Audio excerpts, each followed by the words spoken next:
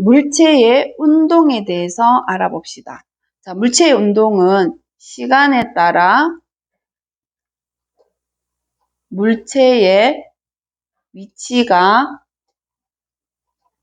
변하는 현상을 운동이라고 합니다. 1초, 2초, 3초 시간이 흘러가는 동안에 물체의 위치 변화가 있으면 그 물체는 운동을 하고 있다라고 하는 거죠. 자, 운동을 하고 있는 물체를 보고 쟤는 쟤보다 더 빨라 혹은 쟤는 쟤보다 더 느려 라고 빠르기로 얘기하는 경우가 있죠. 그래서 더 빠르다, 더 느리다를 알 수 있는, 즉 물체의 빠르기를 비교할 수 있는 방법은 두 가지가 있어요. 우선 첫 번째, 같은 거리를 이동을 한다고 봤을 때 A 위치에서 B 위치까지 100m가 떨어져 있는데 A에서 B까지 이동하는 동안 기차는 10초가 걸렸고요. 택시는 20초가 걸렸다고 예를 들게요. 그러면 우리는 누가 더 빠르다고 보죠? 그렇죠. 100m를 이동하는데 10초 걸린 기차를 보고 더 빠르다라고 하겠죠. 자, 그래서 같은 거리를 이동할 때 누가 더 빠르냐? 걸린 시간이 짧으면 더 빠르다라고 하면 되는 거죠. 자, 그리고 또 다른 방법은 같은 시간 동안 이동을 한다고 봤을 때, 자, 10초라는 시간 동안에 A에서 B까지 100m를 갖는 기차가 있고요. A에서 C까지 200m를 갖는 비행기가 있다고 가정을 해봅시다. 그러면 우리는 기차와 비행기 둘 중에 누가 더 빠르다고 하냐면 비행기를 보고 더 빠르다라고 할 겁니다. 왜냐하면 같은 시간 동안 이동을 한다면 이동한 거리가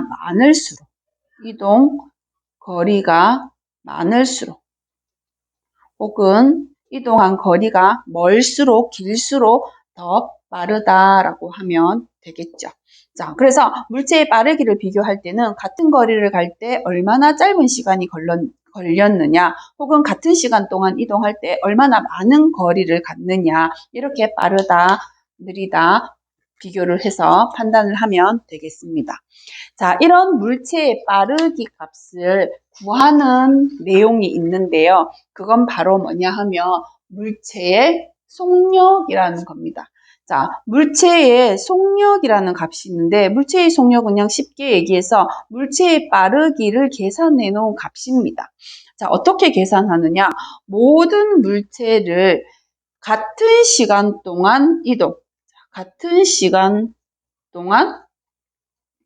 이동한 거리의 값으로 바꾸어 놓고 그 값을 비교하면 됩니다. 같은 시간이라는 것은 1초 동안 이동한 거리의 값으로 바꿔 놓는다든지 1시간 동안 이동한 거리의 값으로 바꿔 놓는다든지 하는 방법으로 계산을 해놓고 그 값을 비교해서 값이 크게 나올수록 속력이 크다, 빠르다 라고 판단을 하면 되는 거죠.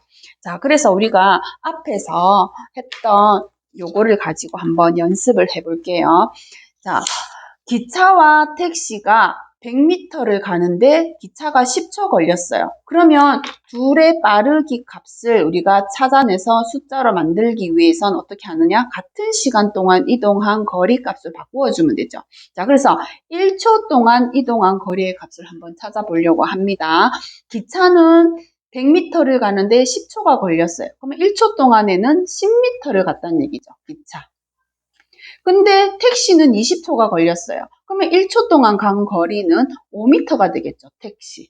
그래서 기차의 속력은 10이라는 값을 쓰면 되고요. 택시의 속력은 5라는 값을 쓰면 되고 속력의 값이 크게 나온 기차가 더 빠르다라고 판단을 하면 되는 겁니다.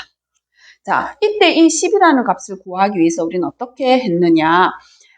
100m를 10초에 가니까 1초에 가는 거리를 구하기 위해서는 100m 가는데 걸리는 시간을 나누어 준 거죠. 거리를 시간으로 나누어서 10이라는 값이 나온 거죠. 택시 마찬가지로 100m를 가는데 걸린 시간이 20초였으니까 간 거리를 걸린 시간으로 나누어서 5라는 값이 나온 거죠. 자, 이렇게 물체의 빠르기, 속력을 계산하는 방법은 바로 걸린 시간, 물체가 운동을 하는데 걸린 시간분의 그동안 이동한 거리로 속력값을 계산하면 된다. 자, 그러면 요식을 살짝 변형하면요. 이동 거리를 구하는 식도 쓸 수 있어요. 이동 거리 시간은 요렇게 곱하면 같다. 그래서 속력 곱하기 걸린 시간으로 이동 거리를 계산하면 되고요.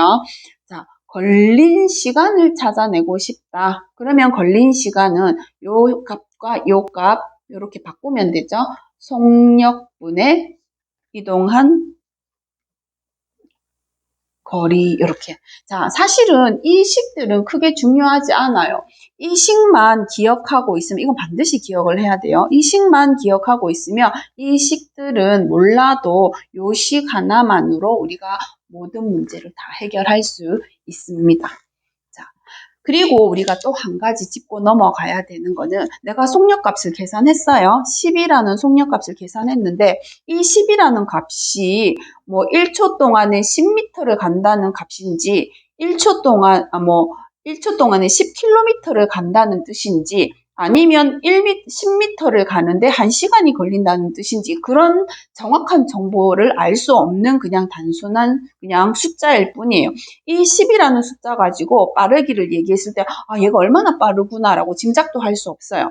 그러기 위해서 우리는 반드시 계산했는 이 10이라는 값 뒤에 단위라는 걸 붙여줘야 돼요. 단위.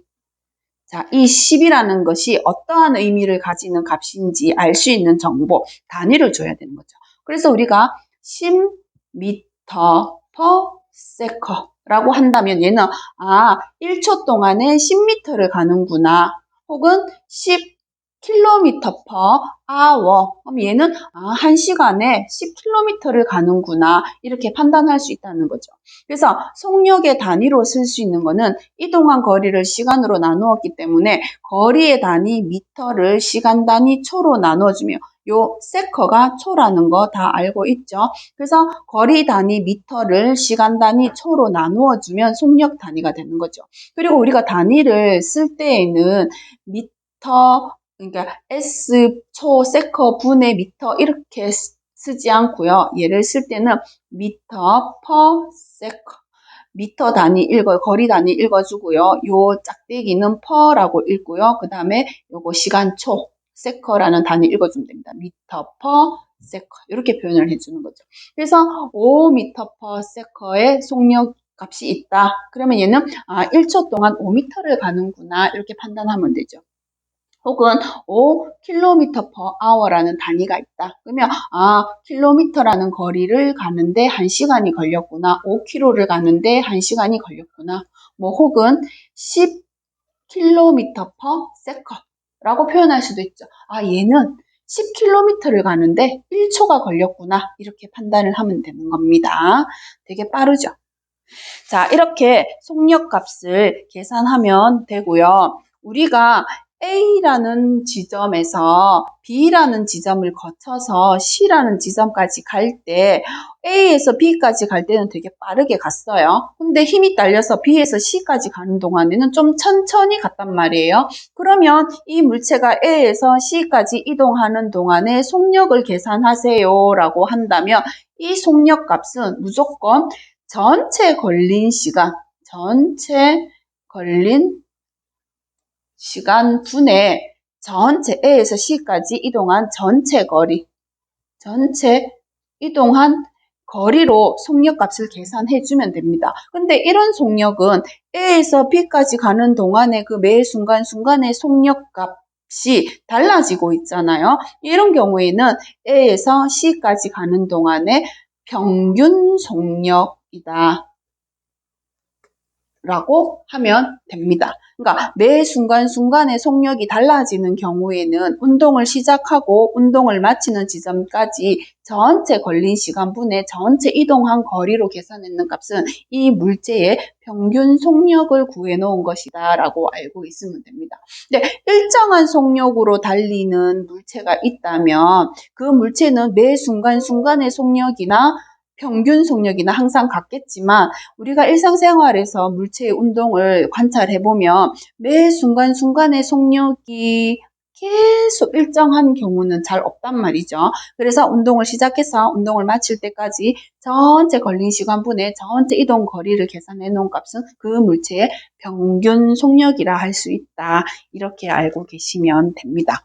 참고로 우리가 자동차를 타고 가다가 그 계기판에 바늘이 60을 딱 가리키고 있다. 그 순간에 내가 이 바늘이 60을 가리킨 걸 봤다. 그러면 그 순간의 속력이 60km/h라는 뜻이 되는 겁니다. 자, 마지막으로 한 가지 내용만 더 살펴볼게요. 물체의 운동을 우리가 기록으로 어떤 방법을 쓰느냐? 일정 시간 동안의 물체의 위치 변화를 사진으로 찍어서 기록을 많이 해둡니다. 다중 섬광 장치라고 해서 특수 장치로 사진을 찍기도 하고요. 요즘은 휴대폰의 앱에 보면은 일정한 시간 간격 동안의 사진을 다다다다다다다 찍어주는 그런 기능을 가진 앱이 있잖아요. 그런 앱을 이용해서 촬영한 사진의 그 결과물을 분석해보면 물체의 운동들을 우리가 쉽게 파악할 수 있어요. 자, 어떤 물체가 일정한 시간 간격으로 위치를 찍어서 얻는 사진이 한 장 있다고 봅시다. 자, A라는 경우는 이 물체가 이렇게 일정한 시간 간격으로 이렇게 물체가 찍혀 있는 사진을 하나 얻었어요.